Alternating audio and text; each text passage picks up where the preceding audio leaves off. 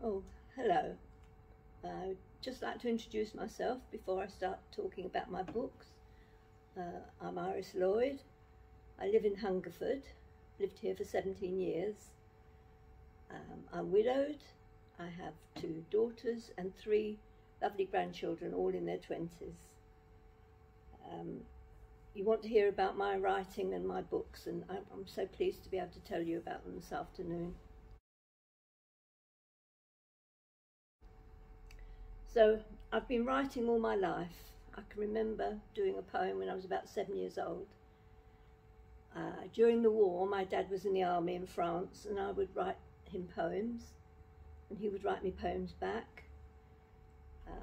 I became a Christian at 17 and joined a church youth club, and with them and with a local drama group, I wrote and produced and choreographed 17 pantomimes, 3 of which have been published. They were great fun. Enjoyed that very much. I've also been a village correspondent for the Newbury Weekly News for 8 years, and I covered Hermitage and Cold Ash, and there wasn't a cough or a sneeze in those 2 villages that happened without I reported on it. I had something in the paper every week, and they let me do some half-page articles and full-page articles on things like keeping the children amused during the holidays and teaching adults to read and things like that. So I'd done all this. Oh, I'd won a competition when I was highly commended in a competition when I was 13. I belonged to the St John Ambulance Brigade, and this was during the war, and everyone was expected to do their bit. And so I became a cadet. And they had this national competition for a story, and there were 3 winners and 15 highly commended, and I was one of the highly commended, and it was judged by Barbara Cartland and Peter Cheney. So I'd done all this writing, but never a novel, and I always promised myself one day I would do a novel, and hadn't got down to it. And so many people say, there's a book inside me, I'd love to write about this, that and the other. And I say to them, well, the only way to do it is get down and start, because you go on forever saying, I want to, you must do it. So at the time I'm talking about now, I was living at Beedon, which is on the top of the Berkshire Downs, about a mile south of the Ridgeway, north of Newbury. And half a mile from my house was this archaeological dig. And the local archaeologist who lived in Beedon Village had been exploring it for about 30 years with various teams to help him. And I asked if I could help, and he was glad of the extra help. So I went along, and this dig was on a site that had been occupied for over 1,000 years, all the way through the Roman period in Britain. And you never went up there without you found something of interest. And they found 70 tons of burnt flints to start with.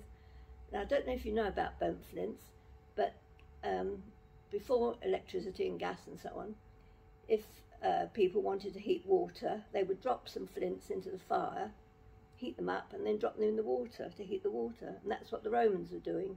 And we found 70 tons of these burnt flints. And as an aside, I was in Alaska with my daughter, and we were driving back down south after the holiday, and the coach driver said, oh, we're driving through the land that used to belong to the Stony Indians. And he said they're called the Stony Indians because they used to drop flints into the fire and then drop them into water to heat their water. So I said to him, well, we were doing that in Britain a couple of 1,000 years ago. And I was telling this story at when I was exhibiting my books at some talk or other. And the lady came up to me and she said, oh, my mother used to do exactly the same during the war when the electricity was cut off. So that was of great interest. They also were finding pottery, not ordinary pottery, but Samian ware, which had come from France. They were finding jewellery, very good quality jewellery. They found a fish brooch, which was a sign of Christian activity up there. Half a Medusa medallion, a lovely ring, skeleton, dog skeletons, animal skeletons, only one adult, so we don't know what they did with their adult dead, whether they buried them somewhere else or stretched them out perhaps on canopies for the birds to come and peck. But the site was covered with baby skeletons. We found over 50 baby skeletons. That was sort of early born, just born, or pre-born. And I think that was because the Romans didn't consider that children were very special. And so when they were died, they buried them anywhere in their pits and post holes and ditches. And one day I was just scraping out a ditch and I came across what I thought was part of a brooch. So I called Vic, the archaeologist, over and said, I think I found the back of a brooch. And he looked at it and he said, that's not the back of a brooch, it's a baby's rib bone. So I continued to scrape out the rest in that area and found the baby skeleton there, buried in the ditch. So all this stuff we were finding, oh, there's 2 golden coins, which would indicate there was religious activity up there, 1,000 copper coins. So there was obviously great activity on this site, very interesting. And I was driving home one night past this site in the rain and the wind, and I thought, I wonder what it was like to live up there during the Roman period. They had no central heating, no double glazing. So I thought the only way to find out is to start writing about it. So I began the story of Bron.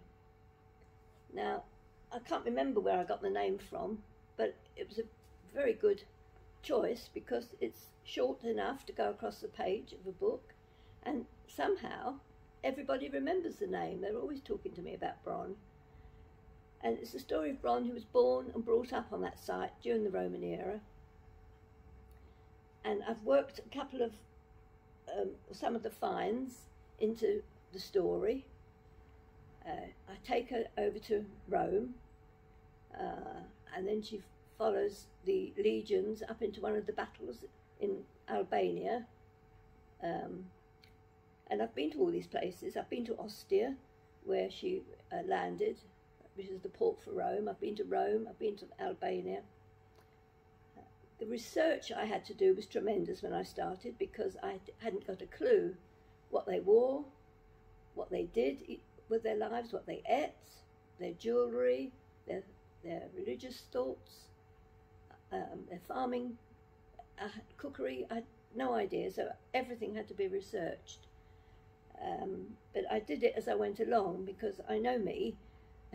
I've researched things in the past in libraries and museums and so on. And you sort of find a newspaper and you think, oh, that's interesting. And you go off looking at the adverts for fur coats or something. Nothing to do with what you want. And a whole afternoon can go by and you've not found out anything that you needed to find out. So I just did the research as I went along.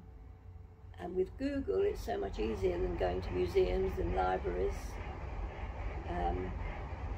Also, I was writing about a forge, blacksmith, and so I actually went to a forge and got the blacksmith to show me how to forge a poker. We did a poker, and it had twists up the shaft, but there weren't as many twists as there should have been because we were chatting so much that the iron got cold and we couldn't work it anymore. So I did my research that way. And as I say, I took her from, that was part 1, this is part 2. The village, or the site, this site, was abandoned at some time because the village of Beedon is about half a mile down the valley, half a mile away. But we don't know why the site was abandoned. Now, I've set it on fire, but there's no sign of fire on the site. So whether there was plague or the water ran out, we've got no idea why it was abandoned. But in the church in Beedon village, there are Roman tiles and bricks embedded in the flints, among the flints of the church. So they were doing what people always do. They go and rob one site that's not being used to build their new houses. Then I had her travelling in part 3. She goes by ship to Rome, And then in part 4, she's in Rome, and she meets the emperor at the chariot races. And then in part 5, I finally bring her home after she's following her young Roman officer lover. That's why she's out there. She goes on to the battlefield to try and find him. Part 5, I bring her home, and the new village is being built further down the valley, and she brings her family home, and it all ends up happily. So after those 5, oh, and I didn't say, the age at which I started writing Bron, by this time I was 70. I'm 90 now. I was 90 last year. I can't believe it. So after I finished with Bron, I was a bit bereft and thought, what shall I do next? And I happened to go to a meeting in a beautiful little village, which quite appealed to me. And I have a sat-nav in my car whom I christened Sabrina. And I thought to myself, what if Sabrina took it into her own head and took me somewhere where I didn't want to go? So that gave me the idea for Flash Black. And my heroine is in the car, and her sat-nav tells her she's reached her destination when she's miles away from home, and she gets out of the car and finds she's back in the Elizabethan period, and she spends 5 months in the summer in this Elizabethan village. And the question is, will she come home? If she does, will she bring anything back with her, because she's fallen in love? So will she leave her lover 500 years in the past, or what will happen? So that was Flash Black. That's the shortest one I've written. After that, I did actually a contemporary one, Hunterswick Green, and you probably, and I've been getting all the advertising for these wonderful complexes. They're usually for retirement people, where everything is perfect. They've got a sauna and a leisure centre and a swimming pool and a restaurant and shops and a handy bus that takes them to and from the station. Everything and everyone is absolutely perfect. And I know, and you know, that life's not like that. So I have my young couple who buy a house on the complex, and then strange things start to happen. There are lights showing in the wood at night, and the sick and the elderly disappear from the complex. So things are not as they seem. So that was Hunterswick Green. That's my only contemporary one. And I went back. I jumped on the wagon. Everybody likes Henry VIII stories. So my next one, My Lady Marian, is set in the court of Henry VIII. And Marian goes there and becomes lady-in-waiting to Anne Boleyn, and goes with her onto the scaffold to support her when she's executed. And then she becomes lady-in-waiting to the King's next queen, Jane Seymour, and she spends time in the court, and it's all her adventures and affairs, love affairs in the court. And then my latest one is Dancing at Davenport, which is set in the 15th century. And this was inspired by, I think it's probably the most interesting of all my inspirations. I have a print of a painting which is called After Midnight Mass, 15th century. And my print is, on the back there's a label which tells me who the painting was exhibited at the Royal Academy in 1897. It's by G.H. Boughton, and it belonged to W.K. Darcy. Now, I looked up W.K. Darcy and found that, I've got it at the back, because my search for the original, I'm searching for the original, it was so interesting. On the back it says, the organisations that W.K. Darcy founded were BP and the National Iranian Oil Company, because he was allowed to look for oil and sell the oil in Iran. So I started at the Royal Academy and said, did they know where this painting was? I don't suppose you can see it. I don't know whether you can see that. It's a beautiful picture, I think. This lady coming out of this huge cathedral. She's in her wimple. She's got an assistant by her side. She's coming out into the snow in the dark. And I just wondered who this lady was, you see. I thought, again, the only way to find out is to write about her. Anyway, I wanted to find the original painting. So Royal Academy didn't know where it was. So I then wrote to, was it BP? Yes. And asked them if it was hanging up in their boardroom, as it had belonged to their founder. And the gentleman very kindly wrote and said no, it wasn't, but he had traced it to America. Well, I went round a couple of museums in America trying to find it. They sent me back to England. They had got a little study of it. It wasn't the real painting, but it was just a little study, it was an element of it. I came back to England. I got in touch with Philip Mould of Fake or Fortune TV fame to ask his company.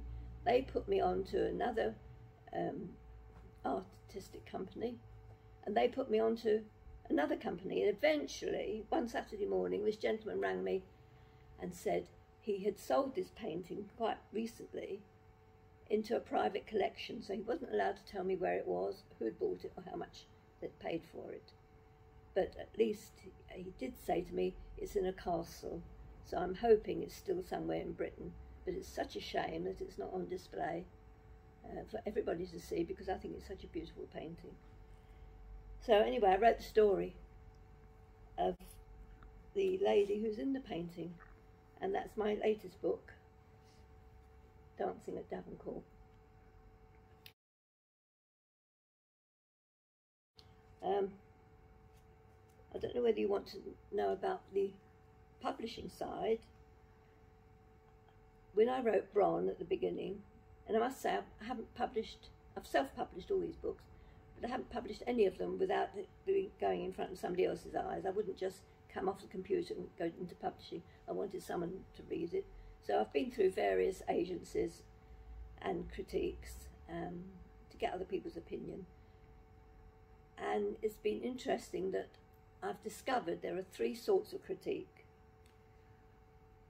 There's the critique where you think to yourself, yes, I had a gut feeling about that. I think she's right. I'll change that. There's a critique where you think, not so sure about this. I'll think about it, and if I decide she's right, I'll change it. And then there's the third critique where you think, well, the critic hasn't got into the spirit of this at all. She doesn't understand what I'm getting at, and I'd ignore what she's saying.